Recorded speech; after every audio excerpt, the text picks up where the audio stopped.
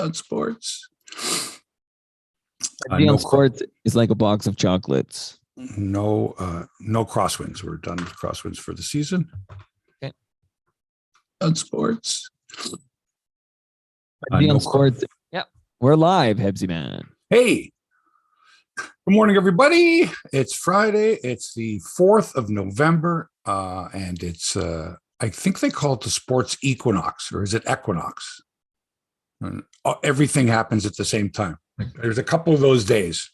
They don't happen that often where it all happens at once. This is sort of, I think this weekend is like the sports equinox because it's daylight savings ends and you're back to regular, screw ups. It used to be earlier. Daylight savings ended it used to be before Halloween.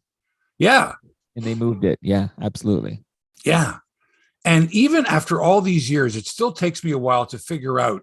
I know it's spring forward and fall back, but whether you're not whether you're losing or gaining, because we gain an hour in the fall. It's what time is it the next day versus what time would it have been on a normal day? That's the one that always gets me, right? Because the Leaf game on Sunday is at 5:00. So that's right. 5:00, which would normally have been 6:00. It would have been a 6:00 game, but they moved it back. But it's 5:00 because of the time change. So your body is saying, oh, it's a 6:00 game. It's not that bad. It's only an hour earlier than usual. Right. And you gained an hour of sleep. But still, the next day is always weird.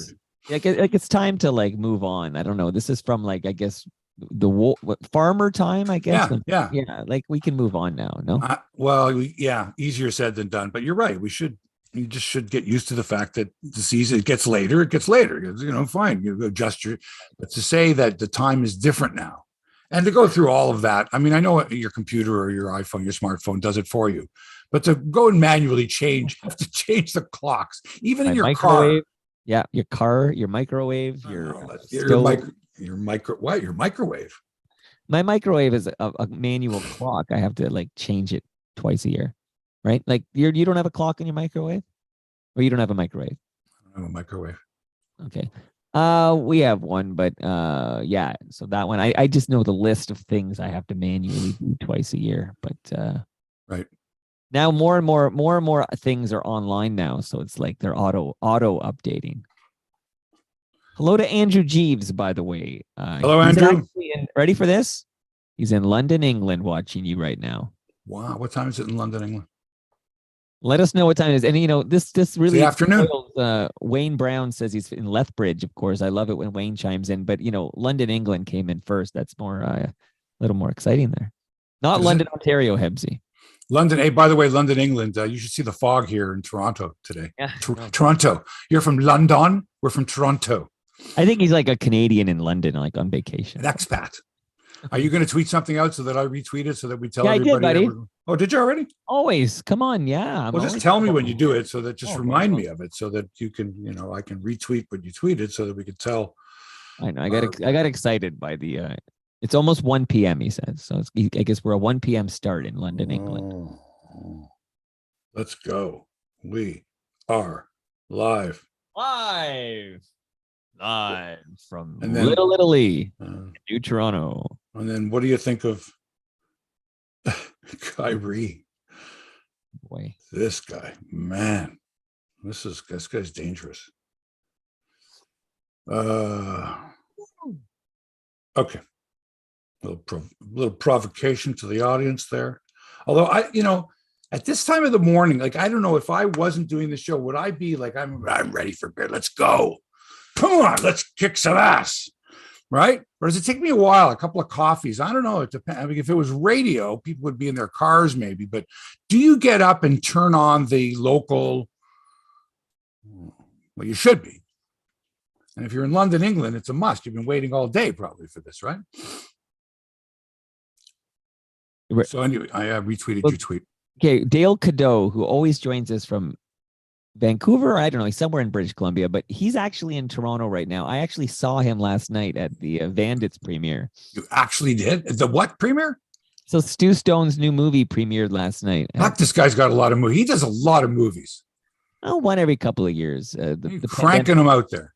Anyway, so I saw this Dale Cadeau, who I usually see him on your YouTube channel every Friday morning from Delta. I think he's in BC at Delta. But anyway, he's in the GTA and he's with us and we're ready to go. I guess we can get another Nice. minute.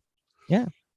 That's awesome. An international show today, even though he's here right now. But are your kids in school today? So I pay for. There's no school today, but why is there no school today? The QP strike.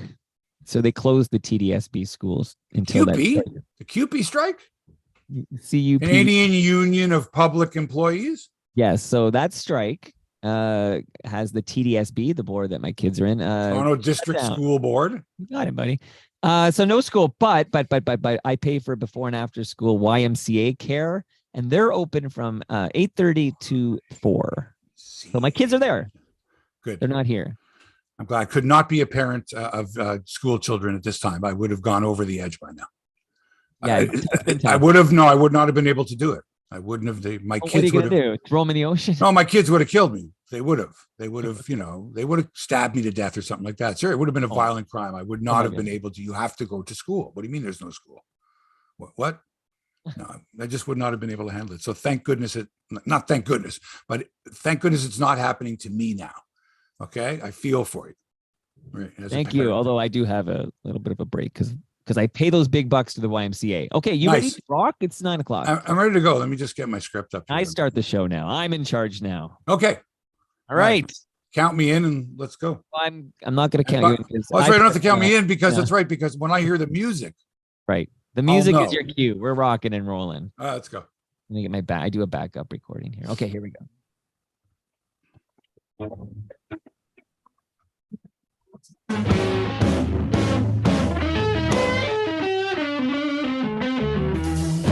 Hey there, sports fans. Welcome to Hebsy on Sports, episode number 308. I'm your host, Mark Hebsher. Happy Friday to you. Toronto Mike is alongside as per usual. Were he not, we wouldn't have a show. I'd be going, my lips would be moving, but you wouldn't hear anything. You might not even be able to see me. So Mike's here to do his thing, which is more than just the the technical end. And we're going to get into lots of stuff here today. If you could spend 5 minutes alone with Kyrie Irving, what would you do? I'm giving you 5 minutes. You and Kyrie in a room together. We could lock the door if you wanted to, or maybe you just want to talk. I don't know. I'm shocked. I'm shocked at what's gone on, but I'm even more shocked that very few NBA players have spoken out. This is their league. This is the perception, is a lot. And this is one of their guys. And it's like, wouldn't you just like to, I don't know, talk to him, slap him upside the head? I'm really upset about this. Very upset. And he just apologized on Instagram last night after he was suspended. After they said, you're suspended for 5 games, you Sarah. You haven't apologized. You've got to apologize. He's like, all right, I'll apologize. And he went on Instagram and apologized. The most insincere apology. Unbelievable. We'll get into that at length. This guy. When is a no-hitter not a no-hitter? When it's a faux no-hitter, a faux no-no, like the other night. Oh, it's a semantics to some. But I always ask one question. When I hear a no-hitter was thrown, I always ask one question. And I'll bet you ask the exact same question. Someone says, hey, there was a no-hitter. You know what I'm talking about. We'll get into that.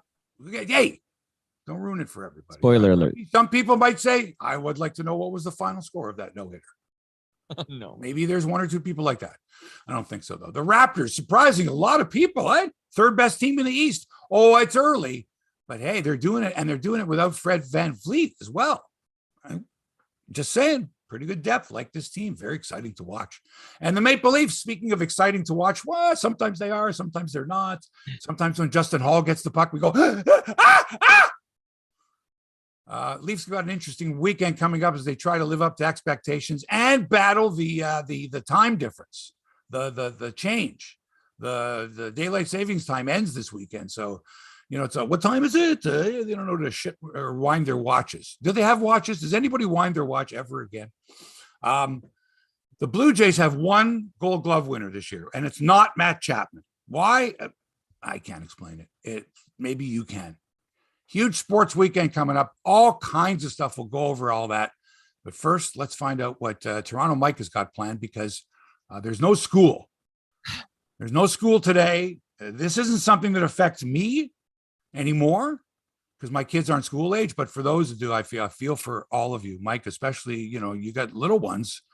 They're supposed to be learning in school. No school today, Hebsy. A lot of parents right now scrambling. What about Monday? Well, whenever this QP strike ends, they'll go back. I think it'll be at least a week. So I'm not expecting any school next week either. What's the over under on the strike? Like, do you know? I'm saying, 6 days. Do you go by previous strikes? Do you like in sports? Do you say, well, the last? I'll tell you what I do. I go by. I ask my wife. I say, babe, how long is this strike going to go on for? And she says, oh, at least a week. And that's my intel on the topic. So, but Hebsy, man, I want to just quickly remark for those who are tuning in from Toronto, and we have people from all over the world. Somebody's in London, England. Somebody's in Lethbridge. They're all over the place. But this fog, I just want to point out that I know you live close enough to the water, not as close as I do, but this fog has been pretty intense in this city lately. Yeah. Last night I had a late night ride on the waterfront, and it was like a movie, like a horror movie. It was. I saw your pictures. I saw your bike to hashtag. Yeah, no, it was. I was out as well, walking the streets, and it was a. It reminded me. I think there's one scene in was it The Crown or one of the ones about the Queen, where like the true story of the fog that didn't lift for like weeks in London. Right. Yes. It was scary. It was The Crown. It was. It was good. No, the other thing too is planes can fly in the fog, right? Like they have the radar. They don't need to be able to. Pilots don't need to be able to see. Right. It's not as big a deal. Instruments. Right. Yeah. So I'm wondering because Serena's flying out. She's flying out to Ottawa today, and I'm thinking, geez, I wonder, like, how much of an effect, or will there be an effect because of fog? It's far more dangerous to drive in fog than to fly. Yeah, or bike. Well, Indian fog can be. I was all right. Really?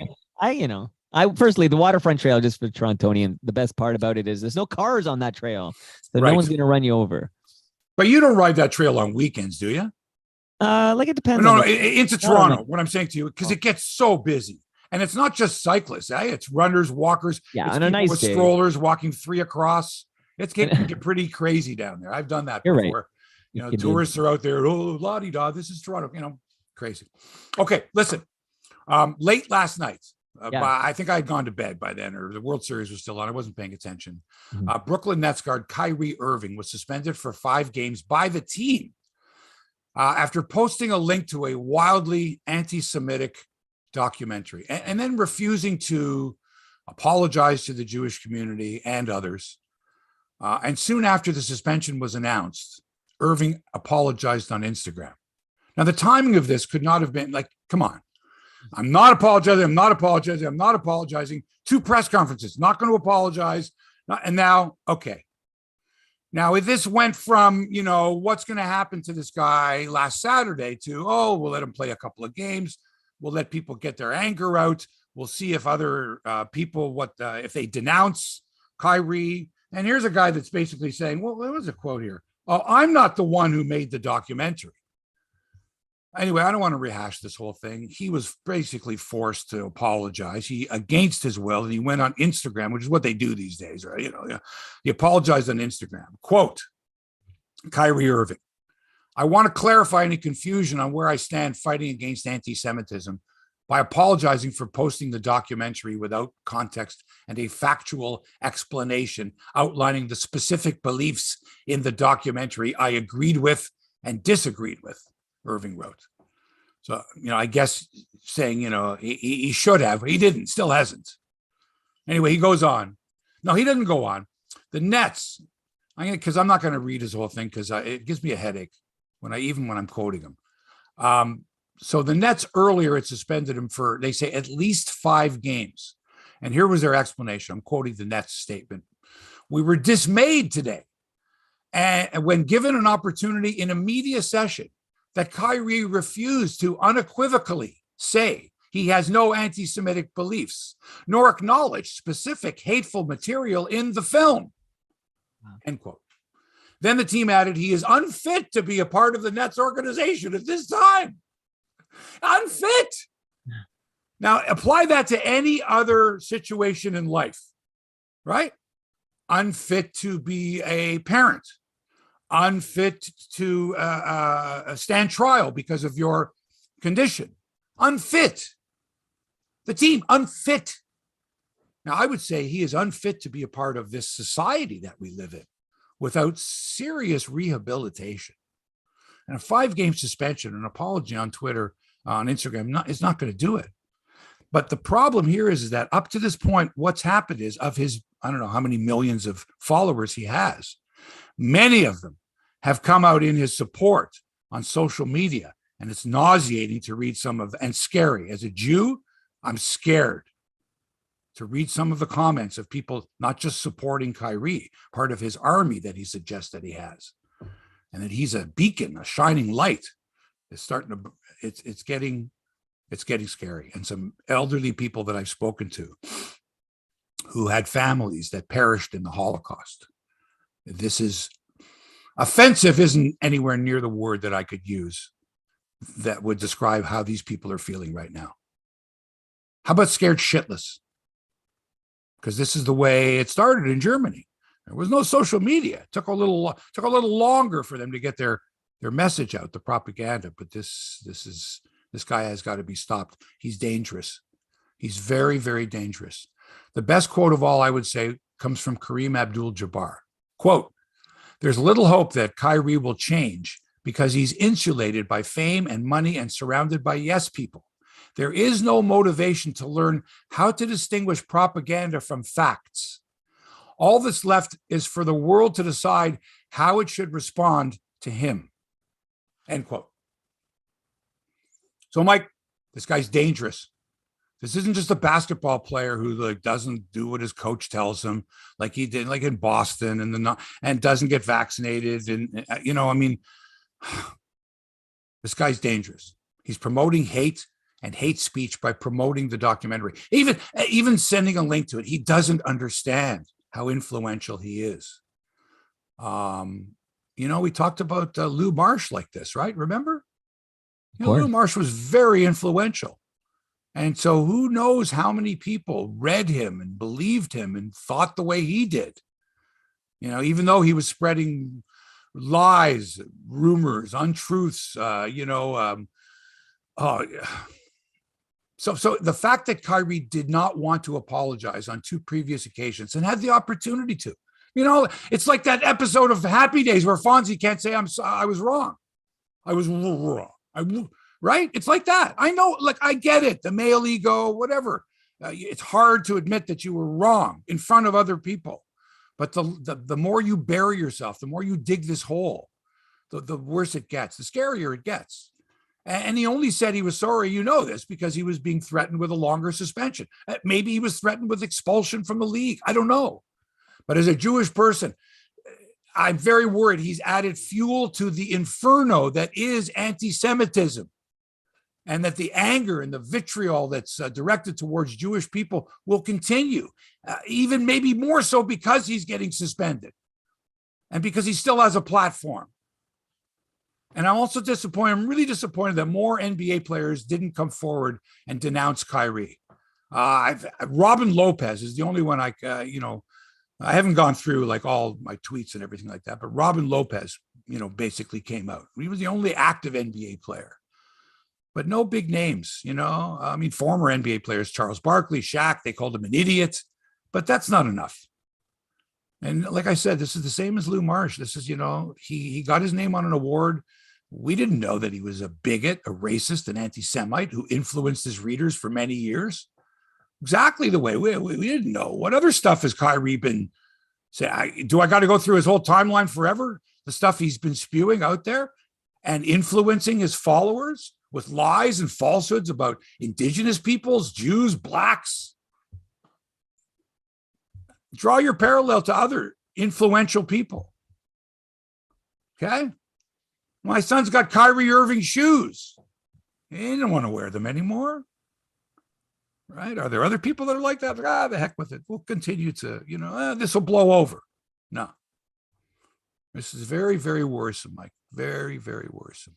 There should be zero tolerance for anti-Semitism, just like there should be zero tolerance for, racism or homophobia, Islamophobia, etc. I don't understand the delay in the NBA denouncing it and the team. Like, I don't understand. What was it, a week or something? It just felt like it was hanging there. There It'll be a seems to week. be, listen, from a Gentile's perspective, I don't understand why there seems to be more tolerance for anti-Semitism than there is for other hate speech. Like Kanye West, that news was only in the last month, and everybody's like, "Oh, he's unwell," and Kyrie, "Oh, he's an idiot." We shouldn't tolerate it for even a minute. There should be zero tolerance for anti-Semitism. Well, I mean, it's also a league that, remember, Robert Sarver, the owner of the Phoenix Suns and the Phoenix Mercury, Donald Sterling, the owner of the Los Angeles Clippers. These were men that had been basically kicked out, suspended, forced to sell the team, get out of here. We don't want you at all. Those were sexist comments, racist comments. If they were anti-Semitic comments, you see, this is the other thing, is that you've got a lot of people saying, no, Kanye never said that anything bad against the Jew. He never said that. He didn't say, he just posted a link. This is sort of the defense. He just posted a link. And we all know that retweets are not endorsements, like stuff like that. Yeah, okay. Who are his advisors? Who are the ones that are saying, you might want to walk this back a bit? But now it's too late. And even the timing of, he's been suspended, now he apologizes. So part of the suspension was, we're suspending you only for 5 games at a minimum, but you've got to apologize. You have to. But an apology, an Instagram apology at 11 o'clock at night. Come on, man. Get in front of a camera. Like, look the camera and say, like, be sincere. That's the other thing too, is like, just be sincere. Like, be a human being.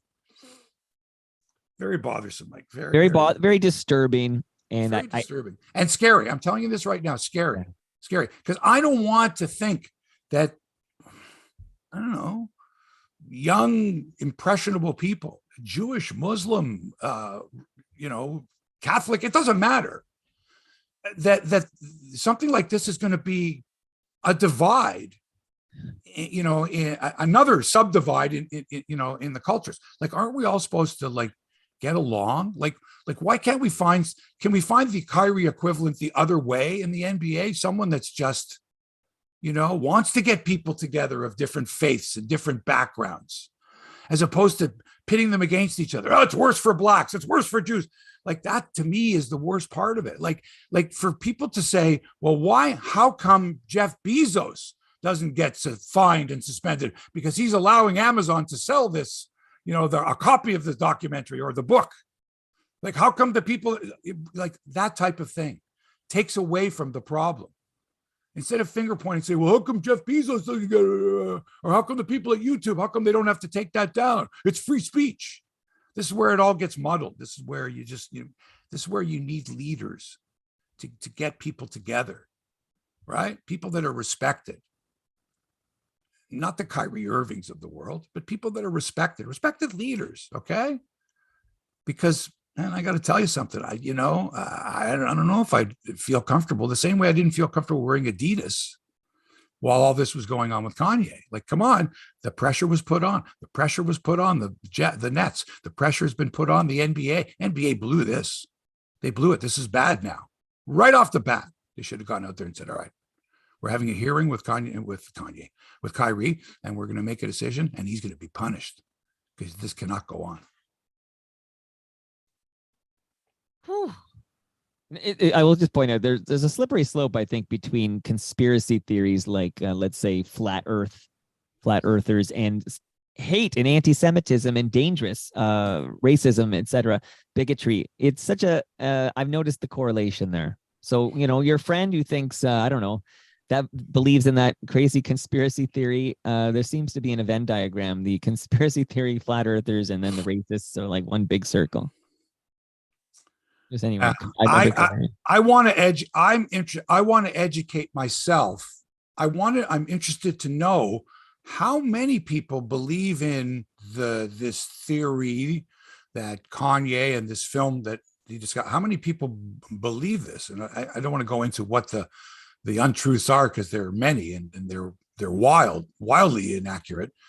But I'm wondering how many people subscribe to this. Like, yeah, man, I believe that. And I wonder how much of it is rooted in hatred. Sure. And what happened to you in your life and your ancestors, how you can compare that, that was worse than the life you're talking about, or oh, I didn't offend anyone. Well, yeah, you did. You just did. You're just uneducated. You're ignorant. You're lazy. And lazy meaning you didn't take the time to do the research, like read about it. And that really is the crux of all of it, is you didn't take the time. Did you sit and watch that film, Kyrie, or did you like watch a snippet of it and go, oh yeah, I've heard that. Maybe you grew up thinking that. Maybe that's the way it was in your neighborhood, in your culture. That's what you were taught. These people are bad. These people are good. What happened to you should never happen again. Stand up for your rights. Maybe it wasn't taught that, but be sympathetic or empathetic to other peoples who may have gone through similar struggles. Okay. Well said, Hebsy. Well said, buddy. I'm scared, Mike. I'm scared. Well, the zero tolerance. The zero. This can go on. This, if he's allowed to come back and sort of, yeah, okay, I served my suspension or whatever, but I still think this way. Yeah. And so should you. Be careful. Be aware. I don't like that. Okay, last night stayed up till, I don't know, was it almost midnight? These games just take forever and ever. Houston Astros, 1 win away from a World Series championship after beating Philadelphia 3-2 last night in Game 5 in Philadelphia. Justin Verlander finally got his first World Series win in his 9th start, just one night after 4 Houston pitchers combined to no-hit the Philadelphia Phillies in Game 4. Now, for all those who call that performance a no-hitter, you're wrong. It's not a no-hitter. It's a combined no-hitter. It's kind of like you go to bowl a perfect game and you roll 10 strikes in a row and then you break your ankle. And they bring in a substitute and then he rolls the 11th strike and then he hurts himself, and then you bring in another substitute and he rolls the 12th one and you've got a perfect game. Well, you started it, but you didn't finish it. So you get credit for a portion of it, but it's not really a perfect game. So this particular thing is called a combined no-hitter. And years ago, back in the 80s, there was one, and I think Francisco Barrios of the White Sox was involved. And I don't know, there was like 2 or 3 guys that I said, oh, that's a faux no-hitter. It's not a real no-hitter, like fake fur. It's not real. Looks like it, but it's not the real thing. If someone said to you, Mike, yeah, hey, a no-hitter was just thrown, what's your first question? Who threw it? Yeah, not what was the final score, or which team got no hit? And the answer you expect is one name. Kershaw threw it? Who threw it? Not, oh yeah, it's 4 guys for Houston. Really, second time this year that 4 Houston pitchers have combined for a no-hitter. Okay, that's good. Look, Octavio Dotel was part of a no-hitter where six different guys combined for the no-hitter. Now, come on. The other team didn't get a hit. So the team that was the losing team, they didn't get a hit. They were no hit. But there was not a no-hitter thrown by 6 guys. It's got to be 1 guy. That's all there is to it. If I may, Hebsy man, the Astros threw a no-hitter in that game. Like the Astros no-hit the Phillies in that game. I tuned in the 6th inning when I heard there was a no going on, but the Astros did no-hit the Phillies. Like this whole idea, like that's not a no-hitter. I mean, of course, it's not Don Larson, pitching a perfect game. That's a perfect game. That's different. Yeah, well, yeah. But listen to this. But listen to this. Yeah. For years, like I think it happened like the original combined no-hitter or whatever was in 1917. Like Babe Ruth starts the game, walks the leadoff batter, argues with the umpire who says that he was making bad calls, punches the umpire, and gets kicked out of the game. Now, there's a runner at first, nobody out, first inning. Ernie Shore comes in. Got this? I'm with you. Just got kicked out of the game. Walked the leadoff batter, punched the umpire. Gone. Ernie Shore comes in. The batter runner at first base, the guy who walked, gets thrown out trying to steal. And Ernie Shore goes on to retire the next 26 batters in a row. Wow. Now, that to me, okay, that's different. That's not two guys. I'll pitch 6 innings, you pitch an inning, you pitch an inning, you pitch an inning. That's different. That was like, holy cow, that's wild. But that doesn't happen. That's not, that to me goes down as, that's a no-hitter, right? That's actually, it's a perfect game because he retired all 27. But anyway, that's semantics. But in this case, in the case of all of these no-hitters that were thrown, like almost all of them were thrown by one guy. Sure. For years and years and years, it was like one guy. And then as the 90s and the 2000s came along and pitching became different, you had your 8 innings for this guy, 1 inning for that guy, 7 innings for that. And then you started having, 5 innings, then an inning, then an inning, then an inning. And then you had guys that threw no-hitters that walked 7 guys or 11 guys. One guy threw a no-hitter and walked 11. Right. But it's a no-hitter because he didn't give up a hit. But he gave up 11 base runners. So, yeah, okay. But to me, when someone says, hey, there was a no-hitter thrown, the first question is, who threw it? And the answer should be one person. That, to me, is a no-hitter. Anything else is a combined no-hitter, a faux-no, not a no-no. All these rules, Hebsy. Hebsy, I understand your take on this. I appreciate it. But as far as I'm concerned, that was a no-hitter that the Astros no-hit the Phillies. It was only the second no-hitter in World Series history. And is it as impressive or exciting as the old school no-hitters when the guy completes the game? Of course not. This is much under, 4 guys combined on this no-hitter, but it's still a no-hitter. That's all I'm here to say. No, it's not. They have 4 guys combined on no-hitter. It's not. It's a combined. It's a combination. You combine to do something to allow 0 hits. You didn't throw a no-hitter. He didn't throw a no-hitter. A bunch of you got together to throw a no-hitter. The team threw a no-hitter. Come on. And the Phillies were no hit. Individual accomplishments. How many? Sandy Koufax threw 4 no-hitters. 4. Right. Not once. Okay. But trust me if I tell you this. Not once did the manager, Walter Alston, ever consider taking him out, not for a split second. Of course not. Because he had a no-hitter going. So this is why I say to you, there should be a rule. There should be a new rule in baseball. You want to keep the fans. You want to keep them excited. This is the rule. Okay. A pitcher cannot be taken out of the game unless he's injured. Cannot be taken out of the game if he has not allowed a hit through 5 innings or more. I love it. That's the rule. It'll never happen. Cannot. So the manager's like, I got to take him out. Nope, not allowed, because the fans here came to see excitement, magic, perhaps an historical game. And you can't say to fans who've been sitting waiting, he's got a no-hitter going. I mean, this could be history.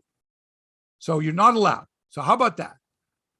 I love it. These 5 innings, and if you have not allowed a hit after 5 innings, you may not be taken out of the game. Once you've given up that hit, right? A no-hitter's gone. Go have it off. But no, that's my rule for next year.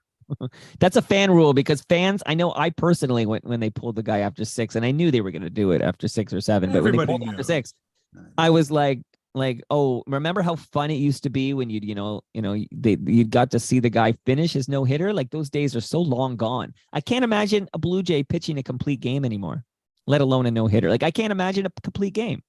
The game has changed, Mike. Big time. The game has changed. And I'll give you an example. And by the way, congratulations to Vladdy Guerrero Jr. for winning the American League Gold Glove Award at first base. First time a Blue Jay first baseman has ever won the Gold Glove at that position. Do you know who won it last year? Who won the Gold Glove last year for the Blue Jays? There was one Gold Glove winner last year. I can't remember. That was our second baseman, Marcus Semien. Right. He was the guy. Right. So Vladdy wins it at first, which is great. And Mike, I'm pretty sure, and I'm not the type to go, let's go back into the archives and find the time that Hebsy said that. But it was last season, not this year. It was last season when Vladdy had started and he had made some tremendous plays. And I'm pretty sure I had said something to the effect of, this guy's going to win a Gold Glove. He's got range. He's got as much range, if more, than anyone I've ever seen at first base. This guy can cover so much ground. And he's just gotten better and better. And I'm pretty sure I said something to the effect of, this guy could win a Gold Glove. You did say that. I remember. Because when they moved him from third to first, you're thinking, okay, they got to find a place for this guy to play. Like, we were not thinking that he was going to be a good defender. We were hoping for adequate, right? Because we had seen him play third. But man, he's turned himself into an element. Good for him. But here's the shocking part. How does Matt Chapman not win the Gold Glove at third base?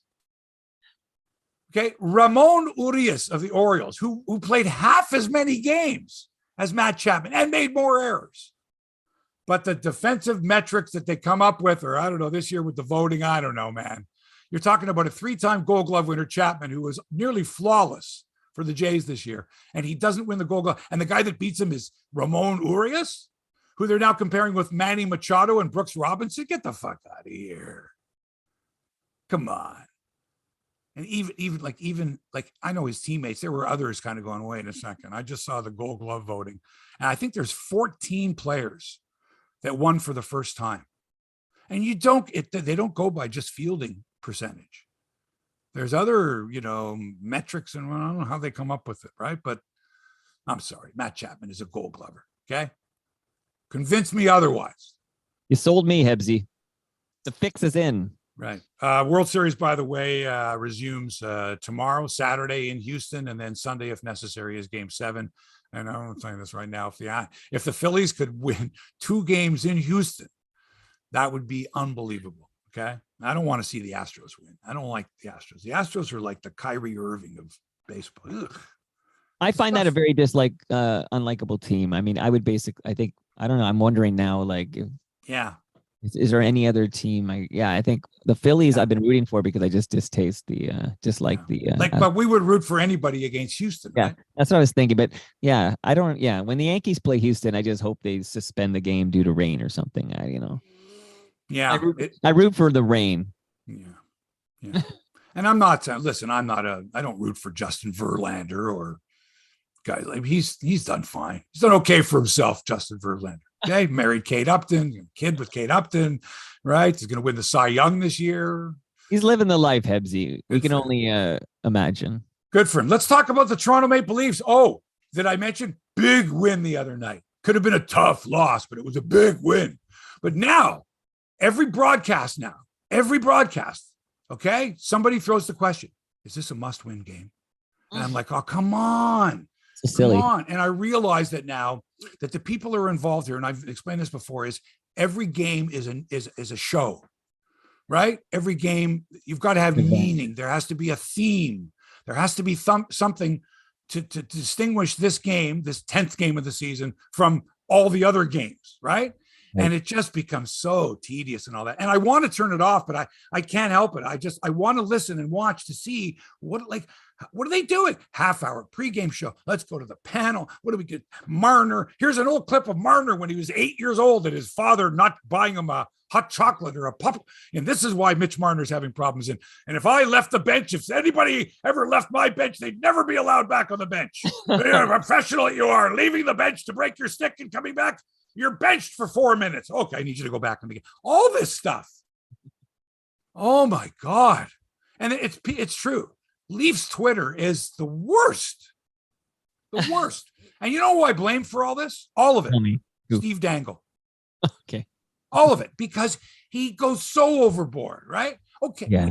That's a shtick. You can feel that way on occasion about your team, but you cannot maintain that pace. You'll kill yourself. Dangle's going to kill himself. He's going to have 1 million people, and they're going to watch as he dies of a heart attack live on the air on YouTube. Right? Something's going to happen. Something's going to happen. Yeah, I'm kidding here, obviously, but I'm worried. This is what worries me is that this influence, because he's very influential, is we're growing. A generation of Maple Leaf fans are panic-stricken, anxiety-ridden, biting fingernails to the bone, clutching pearls. Game 10. For Game 10 of the season. Is this how you prepare yourself? If you keep this pace up, you'll never last in the playoffs. You're going to burn out before the playoffs, like the players. Trust me if I tell you this. I traveled with this team many, many, many years. I did. And I'm here to tell you, as someone who never played a minute of hockey, never laced the skates up all this time, I was exhausted by the end of it. I exhausted. The travel, the schedule, right? I cannot imagine what it's like for the players, right? Well, that's why they bow out in the first round. They can get it over. I can't imagine what it's like. Get to the golf course. Yeah. And you can't say to a guy, hey, buddy, it's October. Take it easy. Relax. Pace yourself. It's a marathon. It's not a sprint. Oh, no. Not when the fans and the media and social media are screaming and yelling, you haven't scored any goals. So Okay. Steve Dangle, who seems like a nice guy, and he's visited me in the I've never basement. met him before. Listen, I watch his stuff for a couple minutes. My freaking blood pressure goes through the roof. See, My heart starts to beat out of my chest. I go, I can't watch this. I can't watch it. What happens if they lose to the Flyers? It's a lot. Like he's a lot. Like my son, like I don't know, 6 years ago when he was like 14 or something, liked Steve Dangle. But even my son, who's now only 20 years old, has outgrown it. Like at 20 years old, he's outgrowing that. It's just a lot. It's like a pneumatic drill when there's a Leaf game on. Right? Anyway, look, they got the win against Philly. That's good. When they're winning, the other thing is too, when they're winning, the tone goes like it's down when they're winning. Yeah. It's down. It's okay. It's all right. It's okay. It's maintainable. But any blip, a loss, okay, a loss, especially a loss when you've blown a lead. Like, to a bad team. To a bad team. So they get that much needed victory against Philadelphia, that big win. And now they've got the big bad Bruins and then the Hurricanes back to back this weekend. So Saturday night, the Leafs host Boston at the Scotiabank Arena. And then before they go to bed Saturday night, and that'll be in Raleigh, North Carolina, because they'll fly out after the game. And then they'll gain an hour of sleep. So that's good. They'll need that. And then the next afternoon in Raleigh at 5:00 Eastern Standard Time, which is really 6:00 from the day before, that your body is going to kind of feel.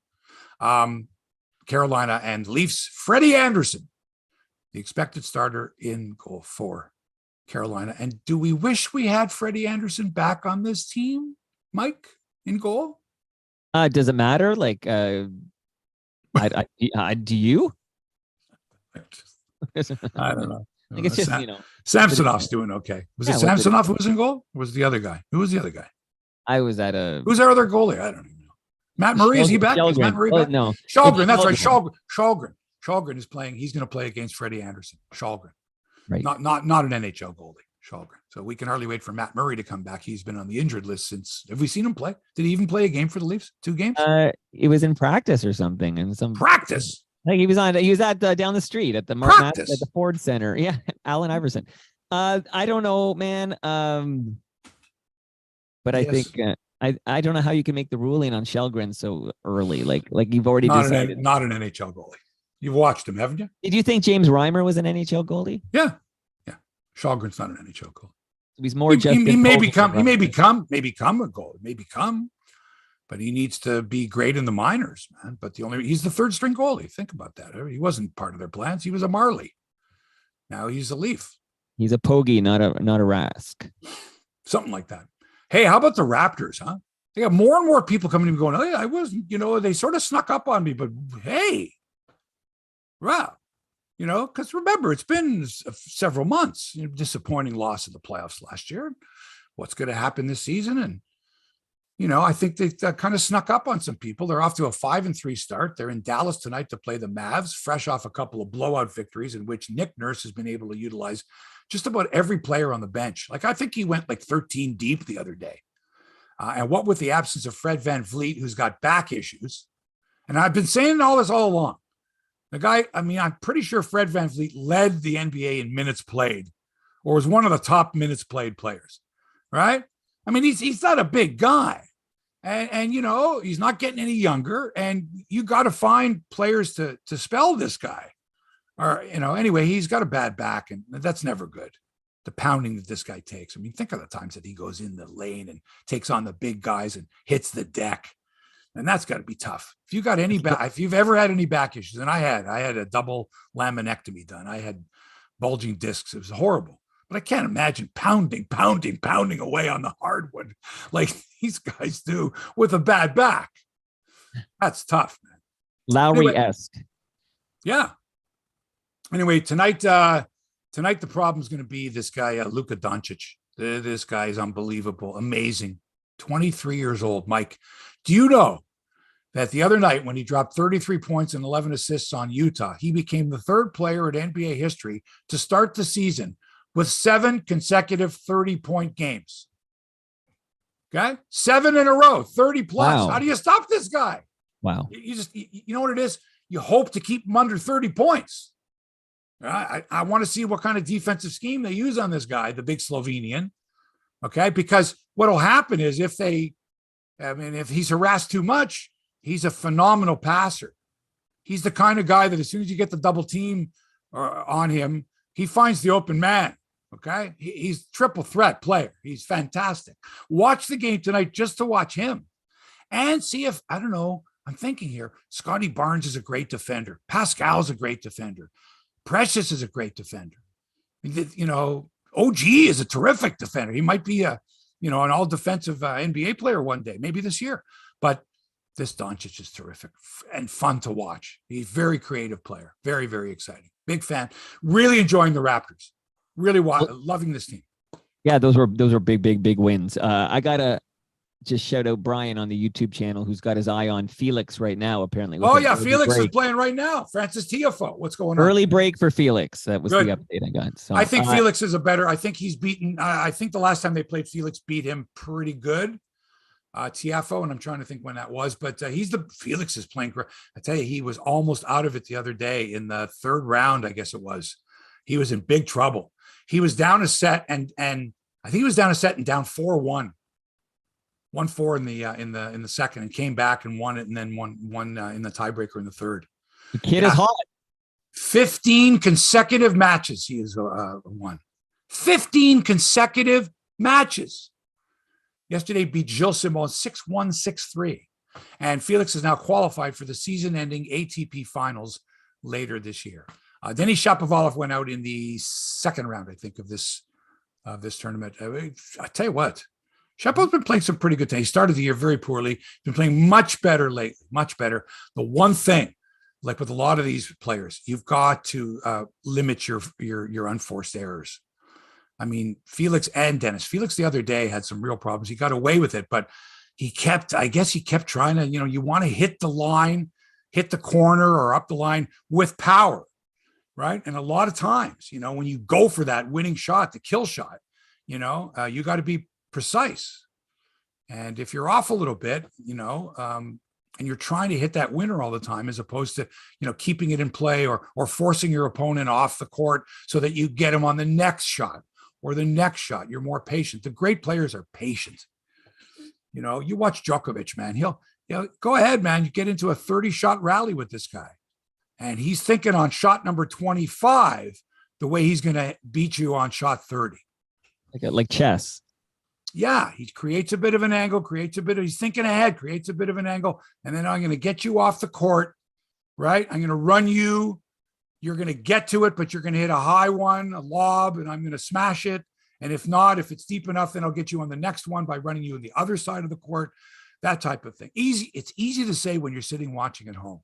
A lot tougher when you're a player. But I'm enjoying watching because I love this type of tennis. I like the aggressive tennis. I like the, serve and volley occasionally, coming to the net.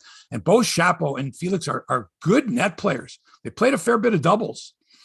And they're good. And that's the game now, man. You can't just bang from the baseline. Does Felix Oh, I'm sorry for interrupting here. Does Felix make what's your prediction? Does he make a Grand Slam final in 2023? Yeah, I'm going to say so. Yeah, Shapo's already been to a Grand Slam final. I think Felix definitely. Look, he's won 3 straight. I mean, and he's into this is the quarterfinals of a 1,000 event. So you're talking the best players now. You're talking Djokovic. Nadal is already out, but Djokovic, Medvedev is out, right? You've got a lot of really talented players. You got Tsitsipas. You got there's lots of good. But Shapo didn't make a final, did he? No. Wimbledon final, didn't he? Shapo or semifinal? Semifinal. Yeah, semifinal. You're right. Yeah, would be great. Felix, and remember too, Felix had not won a tournament. I believe Felix was 0 for 8 in finals. Coming into this year, and he's won 4 tournaments this year, 3 in a row. Wow. Well, and periodically on Hebsy on Sports, like every quarter or so, I like to take the pulse. Okay, so again, you already have your crystal ball out, Hebsy man. What's the next Toronto-based team? We're excluding the Argos. Okay, the next Toronto-based team. I'm sorry, the Argos, but there's only 8 teams, so it's like, okay, what's the next Toronto-based team to win a championship? What does your crystal ball say? Win a championship? Yeah, like the Raptors did in 2019. So that was the last team to do so. Win a championship. So like a World Series, World championship, Series, a Stanley Cup. Right, basically. Yeah, those 2. None. Ever? No. The next one to win a championship will Doom and be gloom. the Blue Jays. Okay, I'm always curious where your head is at for who's The Blue Jays. It will be the Blue Jays because if they're close enough this year, they'll get the free. Well, I'm saying this coming year, then they'll go and get the free agent, make the trade, do what has to be done, and go for it. The all-in thing. Like seeing the Astros and their no-hitter, combined no-hitter, as we call it, with the 4 pitchers, but seeing their relief core, you realize how far we really are in terms of relievers. Like the Jays have some work to do.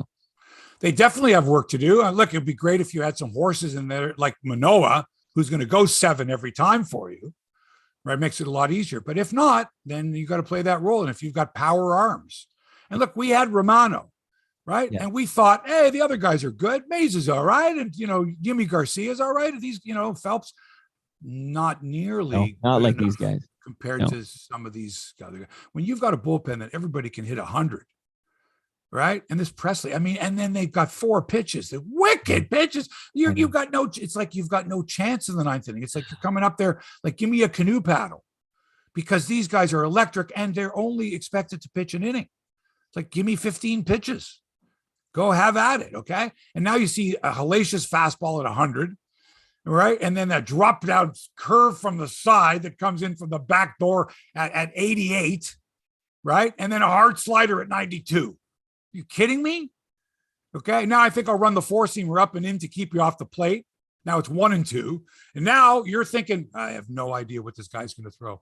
I have no idea. I'm selling out on the fastball. And you're selling out on the fastball. And it's a change. It's a 4th pitch. These guys, they all have it, right?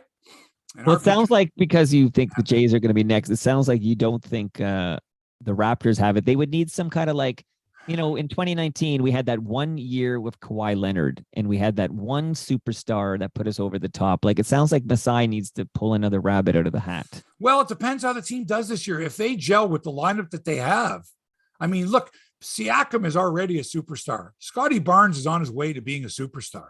Van Vliet is solid. Trent Jr. is a heck of a player. OG's I don't have to. You've got some really good players. You stay injury free, you could do things. But to me, I like them as a team. I'm not looking at one individual going, if this guy is not playing well, the team is screwed. Like if Siakam doesn't have it, right, in the playoffs, if he doesn't have it, do they have enough of a core that they can still win without him being at his best? That type of a thing. And that's going to take time. That's, you're 10 games in, 8 games in, whatever. But from what I see now, it's exciting. And you don't think the Leafs can, can do it? There's no evidence that they can actually go on a long playoff run. No, I don't see any evidence they can go on a long playoff run. You've got to have great goaltending, right? You get really great goaltending. And with that comes great defense, because more so in hockey, like you can't look at the Edmonton Oilers. They could score their asses off. Hey, they had a big lead last night and they blew it. They lost to New Jersey.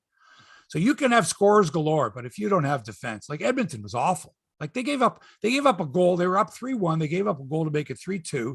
And then off the ensuing faceoff, they got a breakaway and scored again to tie it 3-3. It was unbelievable. You've got to be able to play D. And I see the Leafs as that type of a team. They're very capable of coughing up 2 fast goals. Goalie lets one through his legs, let's say, or plays a bad angle, or the defense allows too good a shot. And then off the faceoff, they're capable of that. So if you're going to score, like I said, if you're going to score lots of goals, right? You better, if you're going to win those games, you better win them 7-4 or whatever it is. Because you got to have that defense. And I just don't see the Leafs as that team, that type of team, that they don't have that defense. Okay. Lots going on. Okay. Big sports weekend. If you want to camp out in front of the television, although it's going to be gorgeous. You want to get out and play golf, you want to go play crosswinds, or good luck getting a tee time too. Better check it out. It's tough. It's going to be gorgeous. I'm going to play Saturday and I'm going to play Monday as well. But if you're in front of the television this weekend and you're a college football fan, for only the 5th time in history, the Associated Press's top 2 teams will play against each other. That's number 2 Georgia against number 1 Tennessee. Saturday. That's big. Wow. Now, let me give you an example how big that is. Okay. The cheapest seat for that game at Georgia is $626 US. Some seats are going for over $5,000 US. That's a regular season meeting between Georgia and Tennessee. Well, that just tells you some people have too much money. No, what it tells you is how rabid college football fans are. Come on, Mike.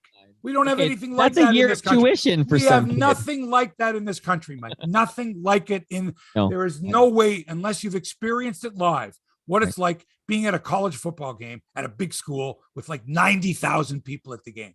There's nothing in this country that gets 90,000 people. Not just the game, Mike. It's the whole lead up all week to it. It's the tailgate parties. It's the after parties. It's everything.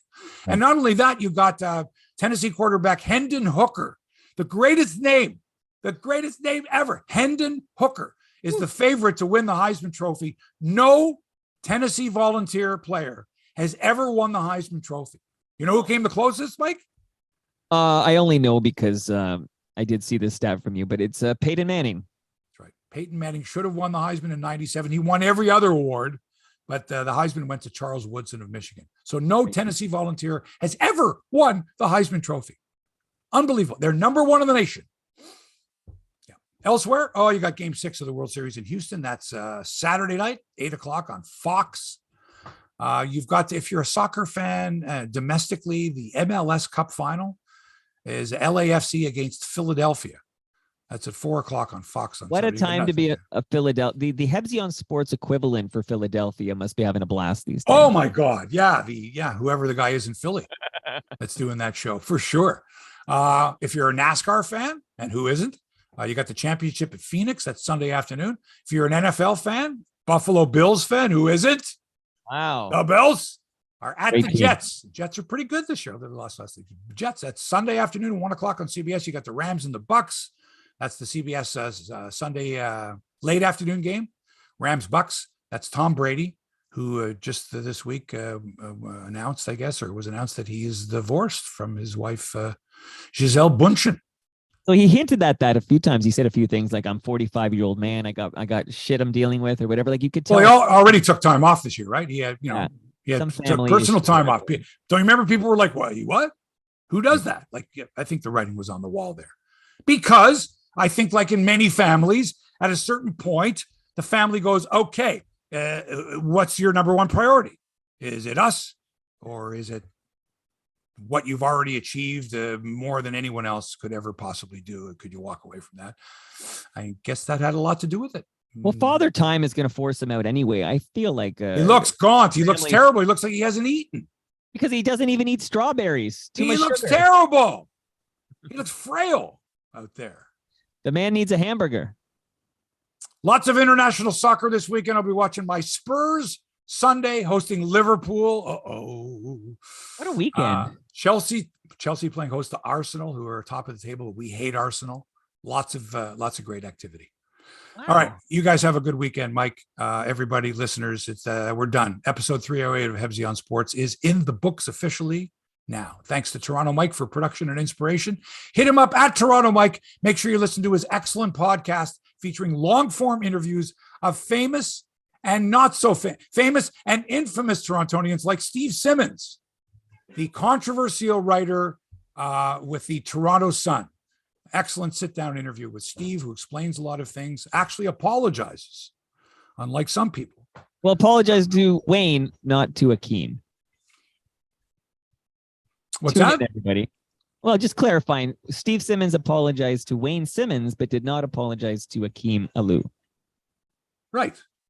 Yeah. Well, that's who he should have apologized to, to Wayne Simmons, because Wayne Simmons his name shouldn't even have been involved.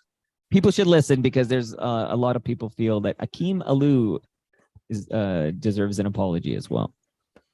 Tune in, everybody. Oh, there you go. There's a teaser. Yeah, listen to Mike's interview with Steve Simmons. What number is that, Mike? Do you remember? 1142. 1142. There you go. All right. And thanks to you folks for allowing us into your headspace. Really, really enjoy having you listening to the show. Yeah, we love you here, man, every Friday. Back with another episode next week. Until then, so long for now.